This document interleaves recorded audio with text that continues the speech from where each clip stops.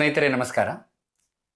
ಇದೇ 18 ಏಪ್ರಿಲ್ 2026ರಂದು ಒಂದು video ಯೂಟ್ಯೂಬಿಗೆ upload ಮಾಡಿದ್ದೆ. ಆಮೆಯ ಮೊಟ್ಟೆಗಳು ನಾಗರ ಹಾವಿನ ಮೊಟ್ಟೆಗಳಾಗಲು ಹೇಗೆ ಸಾಧ್ಯ ಅಂತೇಳಿ ನೀವೆಲ್ಲ ಸಾಕಷ್ಟು ಜನ ನೋಡಿದ್ದೀರಿ, ಕಮೆಂಟ್ ಕೂಡ ಮಾಡಿದ್ದೀರಿ. ಆ ವಿಷಯದ ಬಗ್ಗೆ ಇನ್ನೊಂದಷ್ಟು ಮುಂದುವರೆದ ಭಾಗವನ್ನು ನಿಮ್ಮ ಜೊತೆ ಹಂಚಿಕೊಳ್ತಾ ಇದ್ದೇನೆ. ನಾನು ಅವರಿಗೆ ಕೊನೆಯಲ್ಲಿ ಹೇಳಿದೆ, ಈ ಮೊಟ್ಟೆಗಳನ್ನು ಇಲ್ಲೇ ಒಂದು ಬಿಲ ತೋಡಿ ಇಟ್ಟು ಬಿಡುವ, ಆ ಮರಿಗಳು ಹೊರಗೆ ಹೋಗ್ತವೆ ಅಂತ ಅವರಿಗೆ ನಾನು ಮನವರಿಕೆ ಮಾಡಲಿಕ್ಕೆ ಪ್ರಯತ್ನ ಪಟ್ಟೆ. ಆದರೆ ಅವರು ಕೊನೆಗೂ ಒಪ್ಪಿಕೊಳ್ಳಿಲ್ಲ. ಅವರಿಗೆ ಭಯ ಆಗಿತ್ತು. ಯಾಕಂದರೆ ಅವರು ನನ್ನ ಮಾತನ್ನು ಪೂರ್ಣವಾಗಿ ನಂಬಿರಲಿಲ್ಲ. ಯಾಕಂದರೆ ಅವರನ್ನು ಆ ಮಟ್ಟಕ್ಕೆ ಆ ನಂಬಿಕೆಯ ಪ್ರಭಾವ ಇತ್ತು ಅವರಲ್ಲಿ. ನಾನು ಆ ಕಾರಣಕ್ಕೆ ಮೊಟ್ಟೆಗಳಿಗೆ ಕೃತಕ ಕಾವನ್ನು ಕಲ್ಪಿಸಿದೆ.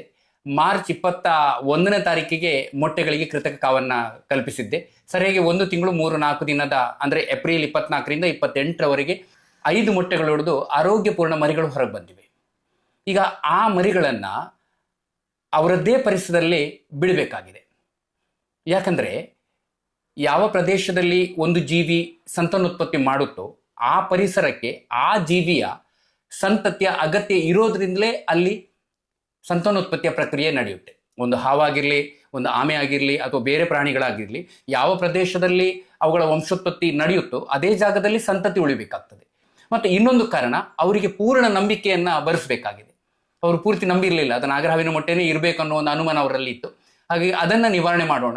ಅರಣ್ಯಾಧಿಕಾರಿ ಒಬ್ಬರಿಗೆ ಮಾಹಿತಿಯನ್ನು ಕೂಡ ತಿಳಿಸಿದ್ದೇನೆ. ಈಗ ಅಲ್ಲಿ ಹೋಗೋಣ. ನನಗೆ ಈ ವಿಚಾರದಲ್ಲಿ ಬಹಳ ಮನಸ್ಸಿಗೆ ಖುಷಿಯಾಗಿದೆ. ಕಾರಣ, ನಾಗಾರಾಧನೆಯ ನಂಬಿಕೆಯೋ ಅಥವಾ ಇನ್ನೊಂದು ವಿಚಾರನೋ ಭಯನೋ, ಒಟ್ಟಾರೆ ಆ ಮೊಟ್ಟೆಗಳನ್ನು ಸಂರಕ್ಷಿಸಲಾಗಿದೆ.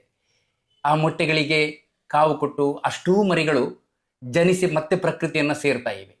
ಆ ಮನೆಯ ಜನ ತುಂಬ ಮುಗ್ಧರು. ಆ ಯುವಕನನ್ನ ಜೊತೆ ಮಾತಾಡಿದಾಗಲೇ ನನಗೆ ಅನಿಸಿತು, ಅವರಿಗೆ ಸಾಕಷ್ಟು ಪ್ರಕೃತಿ ಅಥವಾ ಪರಿಸರದ ಬಗ್ಗೆ ಒಂದು ಹೆಚ್ಚಿನ ಮಾಹಿತಿ ಬಂದರೆ ಅವರಿಗೆ ತಪ್ಪು ನಂಬಿಕೆಗಳಿಗೆ ಬೀಳೋದಿಲ್ಲ ಅಂತ ಅನಿಸ್ತದೆ.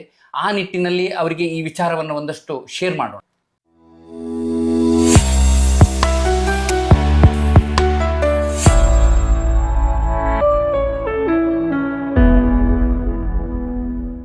ನಮ್ಗೆ ಸಿಕ್ಕಿದೆಯಾ ಅಲ್ಲಿ ಈ ಜಾಗದಲ್ಲೆಲ್ಲ? ಹಾಂ ಇಲ್ಲಿ. ಆನಂತರ ದೊಡ್ಡ ಆಮೆ ಏನಾದರೂ ಬಂದದ್ದು ನೋಡಿದ್ದೀರಾ? ದೊಡ್ಡ ಆಮೆ ಸಿಗಲಿಲ್ಲ ನೋಡಿ. ಇಲ್ಲ ಅಲ್ಲ, ಸಿಕ್ಕಿಲ್ಲ. ಹಾಂ, ನಾನು ನಿಮಗೆ ಆವತ್ತು ಹೇಳಿದಾಗ ನಿಮಗೆ ನಂಬಿಕೆ ಆಗಿರಲಿಲ್ಲ. ಯಾಕೆ ನಂಬಿಕೆ ಆಗಿರಲಿಲ್ಲ? ಅಂದರೆ ನಮಗೆ ನಮ್ಮ ಲೋಕಲ್ ಸೈಡಲ್ಲಿ ಇದ್ದಲ್ಲ, ಹಾವೆಲ್ಲ ಹಿಡಿದು ಸಾಕ್ತಾರೆ ಅಂದರೆ ನಮಗೆ ಹೆಚ್ಚು ಮಾಹಿತಿ ಇರಲಿಲ್ಲ. ಮತ್ತು ನಿಮ್ಮ ಬಗ್ಗೆ ಹೆಚ್ಚು ಗೊತ್ತಿರಲಿಲ್ಲ ನಮಗೆ. ನಾವಂದರೆ 5 ಜನರಿಗೆ ಕಾಲ್ ಮಾಡಿ ಕೇಳಿದ್ವಿ. ಅವರು ಎಲ್ಲ ಕೇಳಿದಾಗ ಎಲ್ಲ ನಿಮ್ಮದು ಹೆಸರು ಹೇಳಿತ್ತು, ಗುರು ಚಾನಲ್ಗೆ ಹೀಗೆ ಕಾಲ್ ಮಾಡಿ ಹೇಳಿ ಅಂತ. ಮತ್ತು ನೀವು ಬಂದು ನಿಮ್ಮದು ಯೂಟ್ಯೂಬ್ ಚಾನಲ್ ಅಂತ ಹೇಳಿದ್ರಲ್ಲ, ಹೌದು, ಅದು ನಾನು ನಂತರ ನೋಡಿದ್ದೆ. ಅದಾದ್ಮೇಲೆ ನಮಗೆ ಒಂದು ಭರವಸೆ ಬಂದಿತ್ತು. ಅಂದರೆ ಹಾವಿದ ಮೊಟ್ಟೆ, ನಾಗರ ಮೊಟ್ಟೆ ಬೇರೆ ಬೇರೆ ಇರ್ತದೆ. ಹಾವಿನ ಮೊಟ್ಟೆ, ಉಡದ ಮೊಟ್ಟೆ, ಅವುಗಳದೆಲ್ಲ ಬೇರೆ ಬೇರೆ ಮೊಟ್ಟೆ ಇರ್ತದೆ. 5 ಮರಿ ಆಗಿದೆ. ಇಲ್ಲೇ ಬಿಟ್ಟು ಬಿಡೋಣ, ಅವುಗಳು ಬೇಕಾದ ಜಾಗಕ್ಕೆ ಹೋಗ್ತವೆ. ಯಾಕೆ ಇಲ್ಲಿ ಬಿಟ್ಟು ಬಿಡಬೇಕಂದ್ರೆ, ಈಗ ಆಮೆಗಳು ಎಲ್ಲೆಲ್ಲಿರ್ತಾವ ಅವುಗಳಿಗೆ ಸಂಬಂಧಪಟ್ಟ ಆಹಾರದ ಜೀವಿಗಳು ಕೂಡ ಅದೇ ಪರಿಸರದಲ್ಲಿ ಇರ್ತವೆ. ಉದಾಹರಣೆಗೆ ಸಣ್ಣ ಪುಟ್ಟ ಕ್ರಿಮಿಕೀಟಗಳು, ಬೇರೆ ಬೇರೆ ರೀತಿಯ ಜೀವ ಜಂತುಗಳು ಆಮೆ ಮರಿಗಳಿಂದ ದೊಡ್ಡ ಆಮೆಯವರೆಗೆ ಆಹಾರ ಆಗ್ತವೆ. ಬರೀ ಹಾವುಗಳು ಮಾತ್ರ ಬೇರೆ ಜೀವಿ ಕ್ರಿಮಿಕೀಟಗಳನ್ನು ಸಮತೋಲನ ಮಾಡುವುದಲ್ಲ, ಆಮೆಗಳು ಕೂಡ ಮನುಷ್ಯನ ಜೀವನಕ್ಕೆ ಪೂರಕವಾಗಿಯೇ ಬದುಕ್ತವೆ. ಹಾಗಾಗಿ ಯಾವ ಪರಿಸರದಲ್ಲಿ ಆಮೆಗಳ ಸಂಖ್ಯೆ ಕಡಿಮೆ ಉಂಟು ನೋಡಿ, ಅಲ್ಲಿ ಮಾತ್ರ ಆಮೆಗಳು ಮಿಲನ ಆಗಿ ಮೊಟ್ಟೆ ಇಟ್ಟು ಮರಿ ಮಾಡ್ತವೆ. ಆಮೆಗಳು 2 ರೀತಿಯ ಆಮೆಗಳು ವಾಸ ಮಾಡುವಂಥದ್ದು ಮತ್ತು 11 ಜಾತಿಯ ಹಾವುಗಳು ವಾಸ ಮಾಡುವಂಥ ಪರಿಸರ ಅಷ್ಟು ಆರೋಗ್ಯಪೂರ್ಣ ಅಂತ ಲೆಕ್ಕ. ಹಾಗಾಗಿ ನೀವು ಮೊನ್ನೆ ಇದಾದಾಗೆ ಯಾವುದೋ ಒಂದು ನಂಬಿಕೆಗಳಿಗೆ ನೀವು ವಿದ್ಯಾವಂತರು. ನಾನು ಹೇಳೋದು, ಯಾರೋ ಹೇಳಿದ ವಿಚಾರವನ್ನು ಪಕ್ಕನೆ ಬ್ಲೈಂಡ್ ಆಗಿ ನಂಬಿ ಬಿಡಬಾರ್ದು. ಆದಷ್ಟು ಅದಕ್ಕೆ ಸಂಬಂಧಪಟ್ಟ ಜನರ ಹತ್ರ ಮಾತಾಡಿ ತಿಳುವಳಿಕೆ ತಿಳಿದುಕೊಂಡು ಆನಂತರ ವ್ಯವಹಾರ ಮಾಡಿದರೆ ಏನೂ ಸಮಸ್ಯೆ ಆಗೋದಿಲ್ಲ. ಇಲ್ಲದಿದ್ದರೆ ಬೇರೆ ಬೇರೆ ಕಾರಣಗಳು ಹುಟ್ಟಿಕೊಂಡು ಕಿರಿಕಿರಿ ಆಗುತ್ತೆ ಮನಸ್ಸಿಗೆ. ಪ್ರಕೃತಿಯ ಬಗ್ಗೆ ಮತ್ತು ಹಾವುಗಳ ಬಗ್ಗೆ, ಆಮೆಗಳ ಬಗ್ಗೆ ಒಂದಷ್ಟು ನೀವು ತಿಳ್ಕೊಳ್ಳಿ, ಇನ್ನು ಮುಂದಕ್ಕೆ ನಿಮಗೆ ಲಾಭದಾಯಕ. ಈಗ ನಾವು ಎಲ್ಲಿ ಬಿಡೋಣ? ಅಲ್ಲಿ ಬಿಡೋಣ ಅಲ್ಲ, ನೋಡಿ ಆ ಪರಿಸರದಲ್ಲಿ ಬಿಡೋಣ. ಇಲ್ಲಿ ಇದ್ದದ್ದಲ್ಲ ನೋಡಿ, ಈ ಜಾಗದಲ್ಲಿ ಇತ್ತು. ಹೆಚ್ಚು ದೂರ ಬಿಡೋದು ಬೇಡ, ಅಥವಾ ನೋಡಿ ಇಲ್ಲಿ ಬಿಟ್ಟರು ಆಗ್ತದೆ.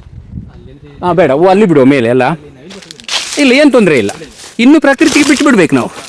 ನವಿಲು ತಿನ್ನೋದು ಅಥವಾ ಬೇರೆ ಜೀವಿ ಇದು ಮಾಡೋದು ಅದೆಲ್ಲ ನಿಯಮ ಪ್ರಕೃತಿದ್ದು. ಬನ್ನಿ. ಇದೆಲ್ಲ ಒಳ್ಳೆ ಪರಿಸರ ನೋಡಿ.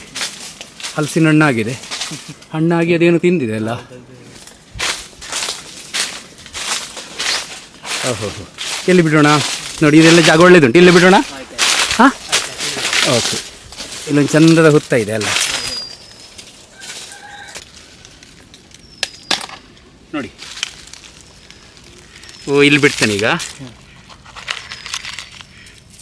ನೋಡಿ ಒಂದು ನಿಮಿಷ, ಎಷ್ಟು ಚಂದ ಇವೆ ನೋಡಿ, ಓಡುದು ನೋಡಿ ನೋಡಿ ನೋಡಿ ನೋಡಿ ನೋಡಿ ಪುಟ್ಟ ಪುಟ್ಟ ಮರಿಗಳು. ಪಾಪ ನೀವು ಒಂದು ರೀತಿಯಲ್ಲಿ ಅದನ್ನು ಜೋಪಾನ ಮಾಡಿದ್ರಿ, ಇಲ್ಲದಿದ್ದರೆ ಅದು ವೇಸ್ಟಾಗಿ ಹೋಗ್ತಾ ಇತ್ತಲ್ಲ. ಹಾಗೆ ಬಿಟ್ಟಿದ್ರೆ ಕೆಲವರು ಏನು ಮಾಡ್ತಾರೆ, ಹಾಗೆ ಬಿಟ್ಟು ಬಿಡ್ತಾರೆ ನೋಡಿ, ಹೆದರ್ತದೆ ನೋಡಿ. ಓಕೆ, ಹಾಂ, ಈಗ ಎಷ್ಟುಂಟು ಇದು ಅಂಗಾತ. ಇದೊಂದು ಸಣ್ಣ ಮರಿ ಕೊನೆಗೆ ಬಂದದ್ದು ಇದು. Okay okay okay okay. ಹಾಂ, ಇದರ ಹೊಟ್ಟೆಯ ಭಾಗ ಬೇರೆಯೇ ಬಣ್ಣ ಇದೆ ನೋಡಿ. ಹಾಂ ಹಾಂ, ಅದು ಹೌದು, ಅಲ್ಲ ಅದು ತನ್ನಷ್ಟಾಗಿ ಬರ್ತದೆ. ಹೌದಾ? ಹೋಯ್ತಲ್ಲ ಈಗ. ಈಗ ಓ ಇಲ್ಲಿ ಒಂದು ಹೋಯಿತು, ನಾವು ಭಾಳ ಜೋಪಾನ ಮಾಡಿ ಕಾಲಿಡಬೇಕೀಗ. ಹೇಗೆ ಹತ್ಕೊಂಡು ಹೋಗ್ತಾವೆ ನೋಡಿ.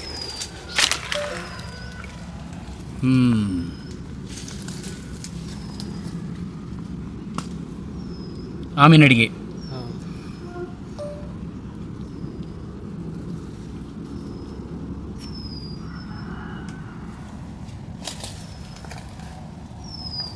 ನೋಡಿ, ಸೀದಾ ಬಿಲ್ಲದೊಳಗೆ ಹೋಗ್ತದೆ ಈಗ ನೋಡಿ. ಹೋಯ್ತಲ್ಲ ಈಗ. ಇಲ್ಲಿದ್ದು ಓ ಇಲ್ಲಿ ಉಂಟು, ಅದೊಂದು ಸ್ವಲ್ಪ ಚುರುಕಿದೆ ನೋಡಿ, ಒಂದು ಇಲ್ಲಿದೆ. ಹಾಂ, 3 4 1 5. ಆಯ್ತು. ಈಗ ನೀವೇನಾದರೂ ಹೇಳಲಿಕ್ಕೆ ಇಷ್ಟಪಡ್ತೀರಾ?